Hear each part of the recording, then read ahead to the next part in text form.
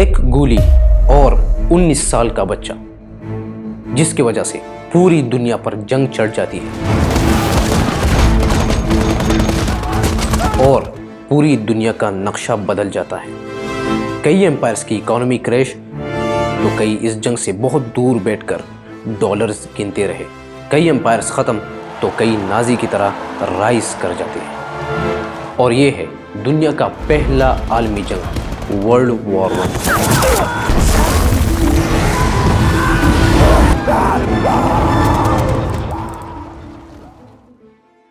साल था 1914, जब दुनिया के बड़े बड़े एम्पायर्स ब्रिटिश, रशिया, जर्मनी और इटली दुनिया की ओशंस पर राज कर रहे थे। और इनके साथ साथ एक और भी एम्पायर जो यूरोप का मजबूत एम्पायर था, ऑस्ट्रिया हंगरी एम्पायर, जिस पर 68 सालों से किंग फ्रांस जोसेफ हुकूमत कर रहा था। उस टाइम जो कि दुनिया में ज़्यादातर राजा महाराजाओं का सिस्टम था, तो फ्रांस जोसेफ के जहन में एक ख्याल आया कि अब इस एम्पायर को अपने एक वारिस के हवाले किया जाए।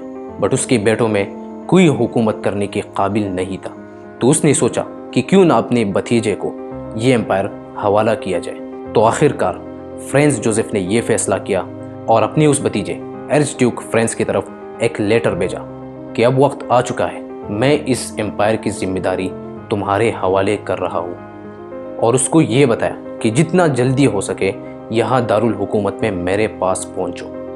तो जब आर्च ड्यूक को ये लेटर मिला तो उसने भी अपनी तैयारी पकड़ ली और अपनी बीवी के साथ दारुल हुकूमत की तरफ रवाना हुए।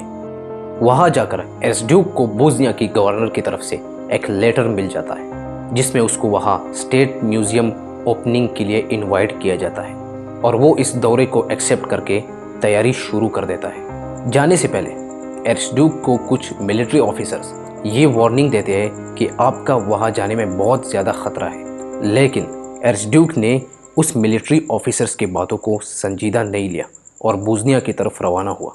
अब जब आर्च ड्यूक बोस्निया पहुंचने ही वाला था कि रास्ते में बोस्निया के एक बागी तंजीम ब्लैक हैंड के एक मेंबर, जिसका उम्र अभी सिर्फ और सिर्फ 19 साल है, अपना बंदूक उठाकर 50 साल के आर्च ड्यूक और उसकी बीवी को जान से मार देता है। तो जब ये खबर दारुल हुकूमत में फ्रांस जोसेफ को मिला तो उसने फ़ौरन ही अपने आर्मी चीफ को ऑर्डर दिया कि जाओ और सर्बिया पर हमला करो, क्योंकि इस सब के पीछे सर्बिया का हाथ है। आर्मी चीफ अपना आर्मी लीड करके सर्बिया की तरफ रवाना हो जाते हैं और जंग शुरू हो जाती है। इस जंग से पहले कुछ बड़े बड़े एम्पायर्स के दरमियान ट्रीटीज साइन किए गए थे, जो ट्रीटीज जंग की हालत में अपनी डिफेंड करने के लिए थे, जिसमें ट्रिपल अलायंस जो जर्मनी, इटली और ऑस्ट्रिया हंगरी के दरमियान था, और दूसरी तरफ ट्रिपल एंटेंटे जिसमें यूके, फ्रांस और रशिया ये तीनों शामिल थे। और यहाँ मज़े की बात यह है कि ब्रिटिश, रशियन और जर्मनी के किंग्स के दरमियान कज़न्स का रिश्ता था। सो इट्स मीन कि यहाँ पहले से ही गेम ऑफ थ्रोन्स चल रहा था। तो अब जैसे ही ऑस्ट्रिया हंगरी जंग में एंटर हो गए तो उसने अपनी ही अलायंस से हमले की मदद मांगी, बट उसी अलायंस में इटली ने हमला करने से इनकार कर दिया और जर्मनी ने हमला करके इस जंग में दाखिल हो गया। रशिया को जब इस हमले के बारे में पता चला तो उसने फ़ौरन ही ऑस्ट्रिया हंगरी पर हमला कर दिया। अब साथ में ऑटोमन खिलाफत को जब पता चला तो उसने इटली की जगह ट्रिपल अलायंस को ज्वाइन करके रशिया के पोर्ट्स को निशाना बनाया और यूं ही इन दोनों ग्रैंड अलायंसेस के दरमियान जंग शुरू हुआ।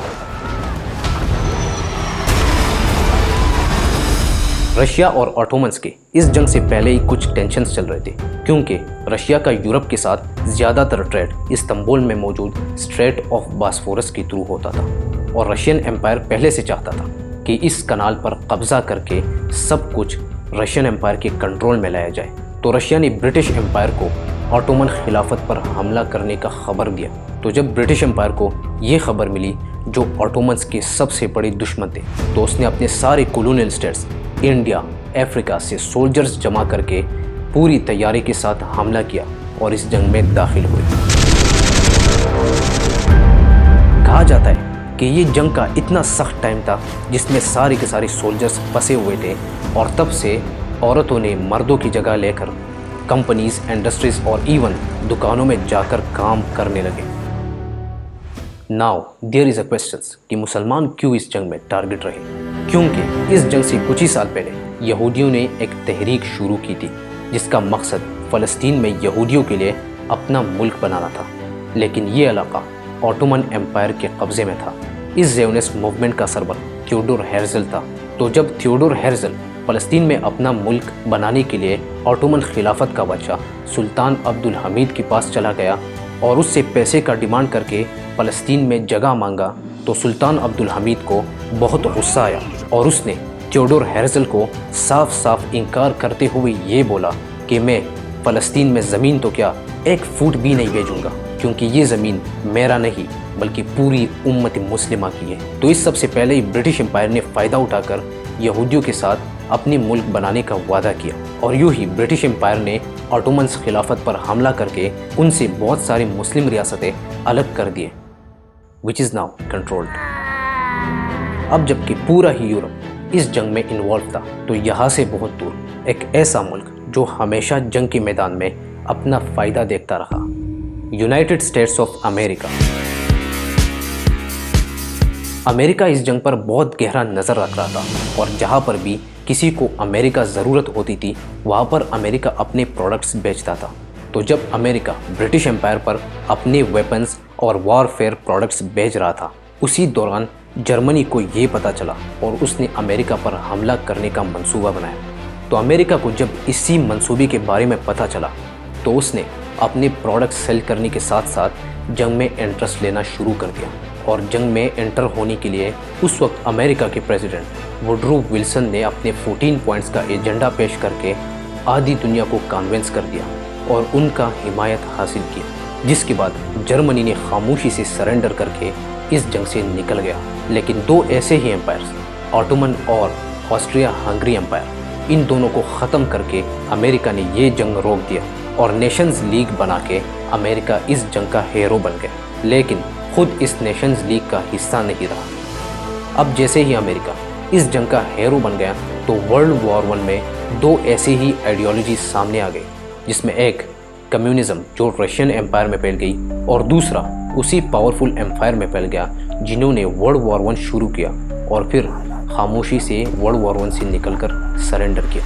लेकिन सरेंडर करते करते इन लोगों ने अपने ही जहन में हमेशा के लिए एक गुस्सा रखा और इस जंग की कुछ ही साल बाद इसी जर्मनी के लोगों ने एक मूवमेंट शुरू किया जिसको नाजी मूवमेंट कहा जाता है। और इस मूवमेंट का लीडर उस वक्त दुनिया का सबसे जालिम डिक्टेटर एडोल्फ हिटलर था,